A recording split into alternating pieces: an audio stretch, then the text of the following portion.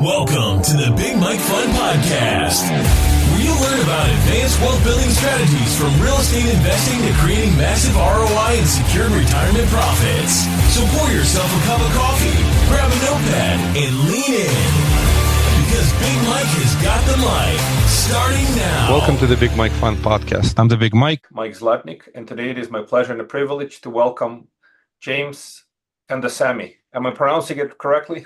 Absolutely. Kandasamy, yes. Kandasamy. Yes. Thank you, James, for coming on a podcast. You hail from Texas, right? Yes, and you do a bunch of deals. This whole episode is going to be about where the market is in San Antonio and Austin. What are the opportunities ahead? And it's all about multifamily, right? Multifamily, ground up construction, and also existing assets. That's great. And just a couple of quick statistics about you. You have more than $500 million in AUM, over 4,148 doors, 19 apartment complexes, about $100 million, I guess, raised, 1,000 units, Class A, ground up development. And your company is Achieve Investment Group. Anything else I'm forgetting? You're an author of a couple of books, and you have a podcast called the Chief Wealth Podcast. Does that sound right? Yes. Yeah. Even though my podcast is not very active nowadays, I didn't do any podcasts for past 2 years, but still being downloaded many times. I recently looked at the recent download. It's like 300 downloads per month. So without me doing anything for past 2 years, so that's still encouraging. People are listening to my podcast. And my 2 books are what you call passive investing in commercial real estate. So this was the first book in 2019 that talks more to LPs in syndication. So we have sold more than 25,000 copies of it. That I know. I mean, there's a lot of people who buy and sell it as well, which I do not know. And the second book that I wrote was The Smarter Doctors, which is another book for LPs who are mainly doctors, on teaching them about how to do passive investing and how to choose the right deal and the right sponsor. Yeah, that's great. These are great topics, both. Passive investing sort of become really a very popular topic. A lot of folks have shifted capital from traditional into alternatives like real estate. And of course, learning how to do better due diligence makes sense. And a lot of doctors, dentists, a lot of professionals invest. So having a little bit of a specialty for doctors makes a lot of sense. So thank you for sharing those books. Absolutely. So let's start. Just give us a couple of words about you, your family, where you live, and then we shift into the opportunities ahead and the latest. Sure. I mean, me professionally, I'm an electrical engineer. I have an MBA and also a CCIM, which is a commercial certified commercial investment advisor, right? Basically, we are based out of Texas. I have 3 kids. My wife and I stays here in Austin, Texas. We moved here 2010, and we are originally from Malaysia. We started flipping houses over there, and we came here. As I said, I'm an engineer. I always worked as an engineer. Halfway through, I started doing flipping single-family houses.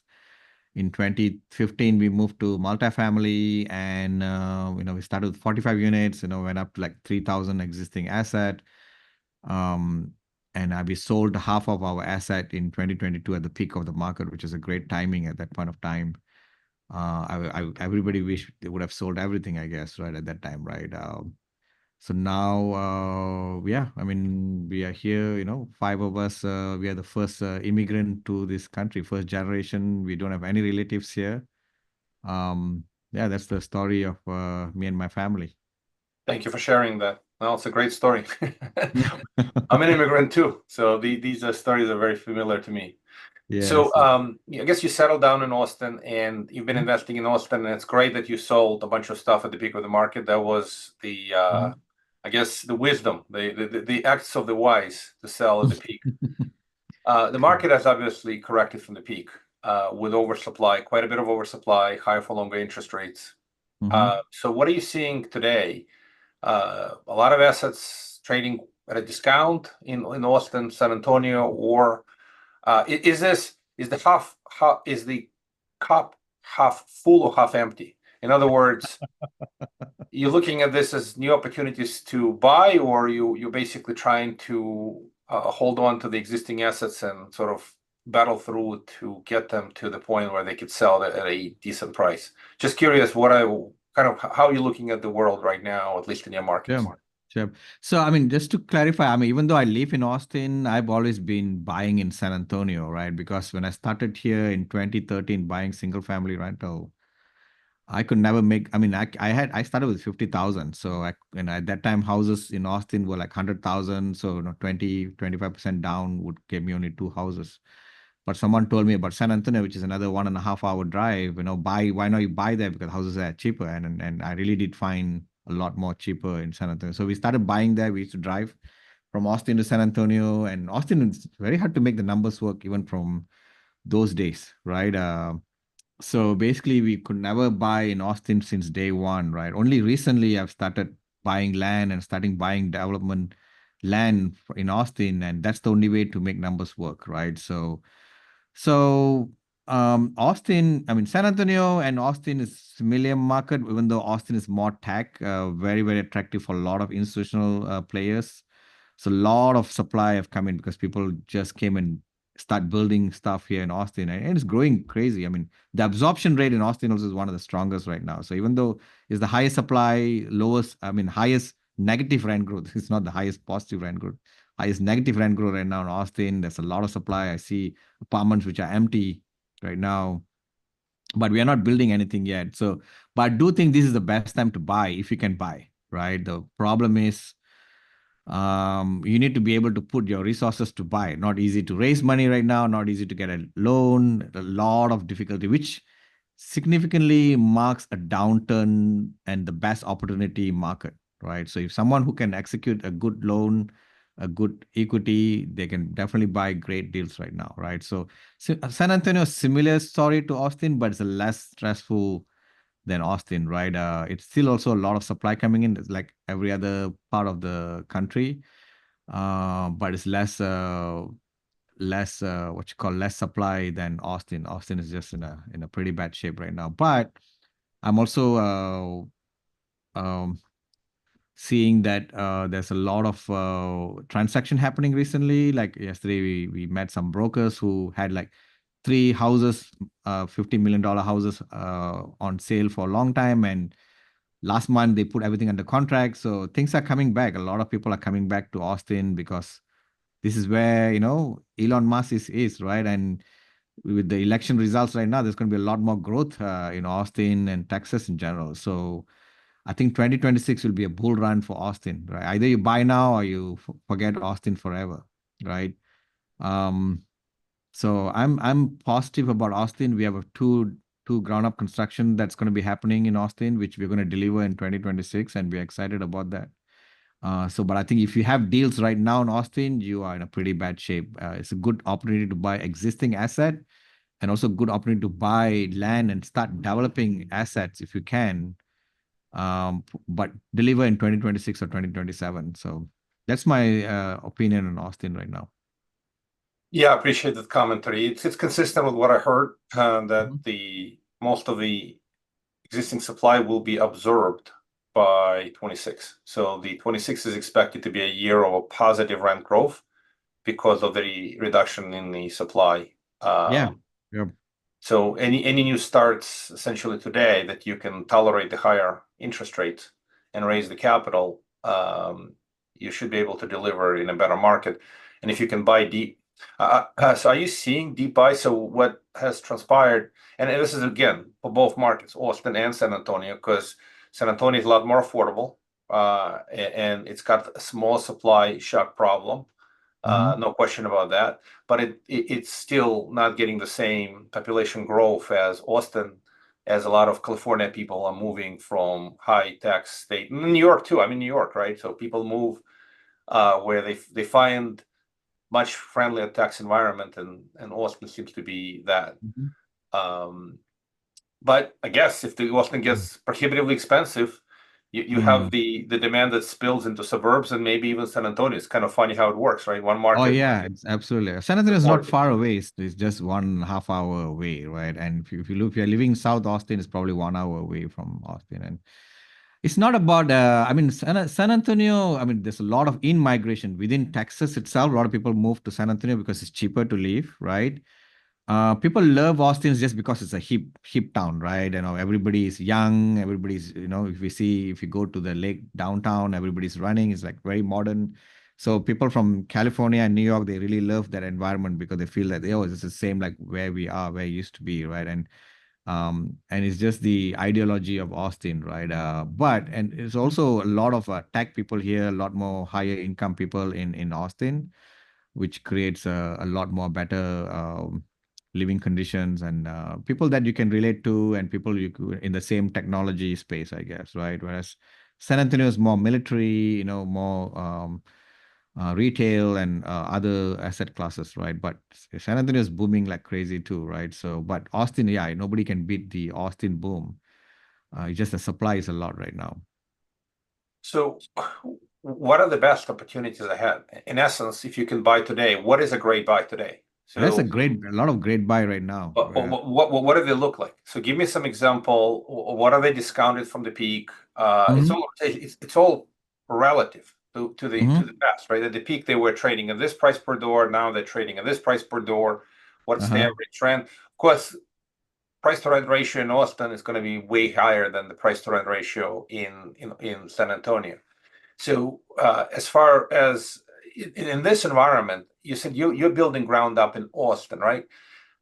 I would think if you can get a discount on purchase, you could get a better deal per dollar invested versus ground up because you can't really get a discount on ground up. It costs to build what it costs to build. You can get discount on land, right? But land is only a portion of the cost, small portion of the cost. So just curious how you look at the opportunities ahead, how you're finding deals. How do you know they're great deals? So I think in general, existing asset, you're right. Why you want to go and build when you can buy an existing asset, right? Absolutely right. It's just, there's not many deals like that, right? So deals used to trade like 300 a door. Right now it's trading 185 a door in Austin right now, Class A. That's a big discount. That's a huge discount. That's a huge discount. Yeah, correct. 40% off, right? 40, yeah, more than that, I guess, right? So yeah, 40% off. Yeah. So, but you need to be able to pull the equity. You need to be able to have the stomach to go through the market for another one more year, right? So if you are able to go through the negative rent growth, if your investors are okay to invest money right now, then you can do it, right? So as I said, they are definitely discounted deals, but who can pull the money together and who can get a loan and who's okay to wait for another 1 year on negative rent growth and to sail it through the economy right now, that they are the one who's going to win at this point of time.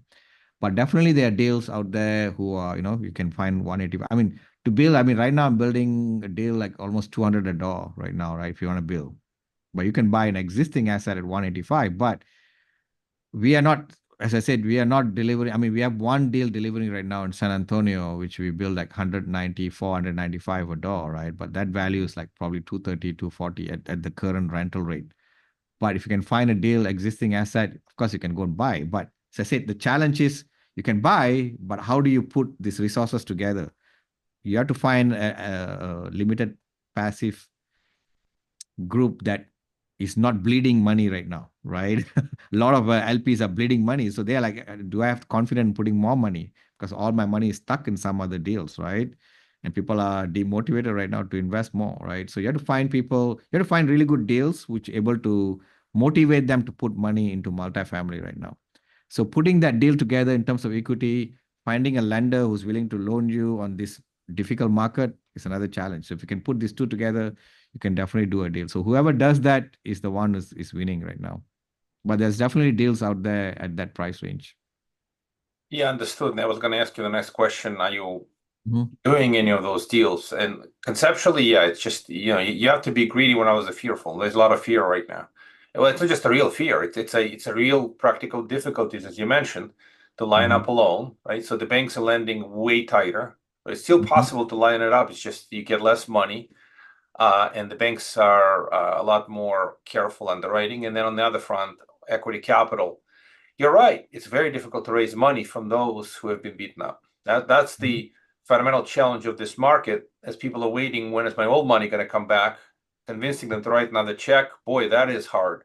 But Yeah. some people are still doing this. They are more, you need to have courage. You need to have Yeah. courage, you need to have resources, and you need to have a belief that this is the best time to buy, simply because the massive discount that these properties are trading at. And negative rent growth, that's an interesting point. So you have to tolerate, I mean, your projections have to, your pro forma has to reflect still negative rent growth, which is not common for most people. They'll at least put a flat or maybe slightly increasing, and you have to show still weakness in the rent growth and then recovery. So you got to have multi-year time horizon. You got to be patient. Obviously, cash flow is ultra tough on the equity front, but it's just a conviction that this is a deep buy purchase, deep discount, and then basically waiting it out a few years for the market to recover. So from what I heard is, and consistent with what you said, the 25 is a year of recovery, right? 25 is the year where you can still get great deals, but you got to act, right? And then, but how do you act without clarity and conviction and confidence? So it's a tough conversation. It's just more of it's faith in the people who you're investing with, and then ultimately very, I guess, conservative budget that you can withstand the market not being too friendly for some amount of time. Yeah, yeah. And also our own personal situation, right? Like I mean, to really act, I mean, I know it's easy to say about this Warren Buffett code, but not many people are able to execute, right? So this, be fearful when everybody's Agree, another fear. It's not easy to execute, right? So because you know who the best people today, I think about this, right? So we've had, and then I've talked about this so many times, and not just me, many people talk about this. For most investors who have done some level of prudent diversification, they've written some checks into alternatives, but they've kept enough in the stock market. And the stock market has done really well, right? If you have investments into heavily appreciated stocks, the opportunity is just to diversify. You balance the portfolio today, even though it feels like stocks have done well. So you're feeling, hey, that's doing great. And then some multifamily checks have not done well. So what am I doing by taking the money from the winners and putting it into the sector that's been beaten up? exactly. But that's the contrarian play. That's the value investing play versus you just sit on top of the winners until something happens to the market, and then that goes through the reversion to the mean, while the other part of the market, which is multifamily alternatives, may start its recovery. So it requires courage, and it requires contrarian thinking, and it requires really clear diversification thinking, right? Without that, you can't act. It's almost like, why would I want to sell stock that's going through the roof, or the Bitcoin that's $100,000 a Bitcoin, right? So people who invested into that, they're feeling, hey, that's done well. Why am I selling this? Well, because just for the exact reasons, you're so concentrated into that you don't have enough money into what's trading for sale. Yes. And also people want to see how good you are. If I want to put money with you on alternative investing, how did you time the market previously, right? If I go and tell that this is a good buy, people will judge you. Okay, so did you really exit the market when the peak, right? So were you able to time the market, right? Like for me, I sold half of my asset at 2022, first part of 2022, which is the peak of the market. So I do have some bragging rights about timing the market on exiting, but I only exited half, right? So if I exited the whole thing, then people will say, oh, okay, you were 100% correct, right? So even for me, myself, right? So if all my LP base move together with me, then it's easier to bring them back right now. Say that, okay, we exited in 2022, now we want to come in again, right? But it's a partial thing right now. But I'm just one guy who did that. There's a lot of people who didn't sell, right? So people will be like questioning, okay, you didn't sell during the market peak, and why are you saying now the market is the best time? So you basically don't have that credibility of timing the market, right? So, and you're right. I mean, very hard. So sorry for interruption. Yeah. But everyone who talks about market timing, that is incredibly hard to do. And I will be the first person to take the responsibility for not clearly understanding when the peak of the market was. So sometimes you could catch the peak of the market. Sometimes you can catch the bottom of the market, but it's very hard. Most experts admit that timing the market is incredibly hard. And diversification and time is just as important as trying to understand these market cycles. So I I'm a big scholar, and I've learned a lot in the last couple of years. And I Mhm. think I understand market cycles way better today than I understood in the past. But it's still very Now difficult. everybody understand, of course. It's still very difficult. That's the point. So But whenever people put that's the term that Warren Buffett have said, right? He gave that term to people who are really really good, who are able to time the market, right? But I see that market even during the peak of the cycle, everybody used that market. Be fearful when everybody's greedy. I mean, it's completely opposite. In peak of 2022, some people are doing syndication, buying deals using that term, right? And I said, oh my God, they are using the wrong term. I mean, so you are right. It's very hard to time the market. It's very, very hard. If everybody can time the market, everybody will be rich and we are fine, right? But I'm just saying so that couples with the current opportunity, right? If you want to go and buy right now, you need to, we and our LP base would have gone in and out of the right timing. Then it's easier to do raising money right now. Right now, it's just hard because people still stuck in the deals right now. A lot of people are calling. There's a lot of capital call happening. So the multifamily or any syndication, a lot of bleeding is happening. And you're right. Why should I take money from Bitcoin or stock and put into multifamily? In fact, a lot of people asking, why not you liquidate multifamily right now? Give me back my capital, and I'd rather go and invest somewhere else, which is possibly the right thing to do right now. Well, it's the wrong thing to do in my book. And for those who think that way, keep piling up into what has worked and take the money into what's been beaten up. I mean, there's some merit to this, of course, but at the same time, it's exactly the opposite of what Warren has been telling us. So it's just you, and this is a philosophical discussion, of course. Yeah, Maybe yeah. those circumstances I mean, if you can vary. hold on, yeah, of course, if you can hold on, don't sell right now, right? But if you can't hold on, right, and if you're bleeding Yeah, market, if you can't hold on, you're selling at a discount. So now is the best time to be a buyer if you can get the right price on the right assets. So that's fundamentally just so easy to see. Even without clear understanding, is it the bottom of the market or not? We're somewhere at the bottom, near. We are treading I the think water. I think we're on the way up. That's what I feel. Yeah, same thing here. I think the recovery is starting at this point. It's just you see all this stuff in a rear view mirror, and sometimes it takes many months and quarters for you to realize what really happened. So that's the difficult part about it. Let's go back to San Antonio for a minute. Just talk a couple of minutes about San Antonio, and then we'll wrap up. Sure. So what are you doing in San Antonio? You said most of it deals in San Antonio. Is it still a good market to buy? You get the right price. You get good rent to value ratio. Are you seeing opportunities in San Antonio? We've done some, interestingly enough, loans, bridge loans in San Antonio on built-to-rent communities, and it feels like it's still a very good market to do built-to-rent. Oh yeah, absolutely, it's a good market. Yeah, I mean, as I said, we bought a lot we 99% of my deals are all in San Antonio, right? So now we are starting to come back to Austin using land, but when I look at the profit that we made in San Antonio, it's the same amount of profit that anybody would have made in Austin. As a percentage. Right? It's in terms of percentage, yes, correct. And that's what matters, right? And you are able to enter into San Antonio much better because there's less players, it's more cash flowing deals, less appreciation. But in general, it's the same amount of money in terms of percentage we make in Austin, which is more speculative, I guess, right? So and a lot more competition here. So yeah, San Antonio is a great market. It's one of the top, I think number 8 right now, the biggest city in the US, right? Austin's probably number 10 or number 11. But you're able to find deals over there if you buy it at the right price, of course. Understood. I appreciate you sharing this.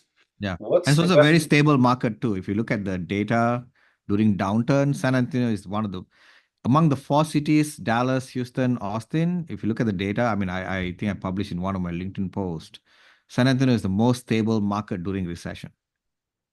Interesting. So out of big cities in Texas, right, San Antonio is more stable than other ones. More stable, yeah. San Antonio, Austin, Houston, I mean, Dallas, these are the 4 market, right? 4 big cities. San Antonio, I think, as I said, a few years back, I shared the data. It is the most stable market during recession. I appreciate you sharing that. So just a couple of more final questions. So tell folks how for folks could reach out to you. What's your website? And then if you want to share a phone number, you could share a phone number. Whatever way you want people to reach out. The second question is, do you have a good just any advice or a good book recommendation? My website is Achieve Investment Group, ACHIEVE, achieveinvestmentgroup.com. That's the best way to come in, subscribe to me. You'll get my newsletter that we have like 15,000 readers. And out of that, half of them, like 7,000 people are reading it every week. So we have a lot of good content in my newsletter. I do a lot of educational webinar. There's one educational webinar that's coming soon with Dr. Glenn Mueller, who's one of the market cycle expert. He talks about demand supply in all the major cities in the US. So I'm going to bring him on. And my webinars, usually we have like 500-600 people attending. And it's going to be very educational. We believe in a lot of educational content for our investors and our, just friends and family. Best book, any book suggestion? Any books, apart from my books, of course, but what are the books I would say? I mean, it's all about mindset. It's what I believe on. I mean, everything else can be technical, right? So Magic of Thinking Big is a book that I love and not many people know about it. So I would like to talk about that by David Schwartz. It's a really good book. I think it train your mindset to think big. And how can you think big, even though it's a very simple, practical book. And I think everybody should read that. Thank you for sharing.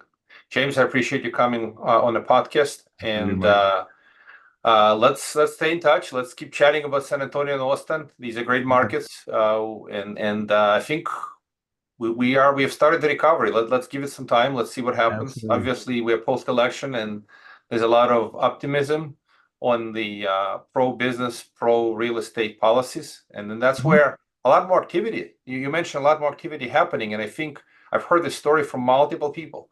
We're recording this in late November. And my observation, and this is what I've heard the last couple of weeks post-election, a lot more activity has taken place in real estate. Activity doesn't mean transactions yet, but at least people are looking around for deals. More capital is coming out of the closet, and they're beginning to sort of search for really deep buys for the great opportunities to basically participate in the market recovery. Yeah, absolutely. I can see a lot more deals are going under contract. I think Q1 will be a big thing. Right, there's a lot more. I mean, if you go to NMHC, right, which is mainly multifamily conference, there's going to be a lot more deals coming in. A lot more people want to do this because people are worried they're going to miss the cycle.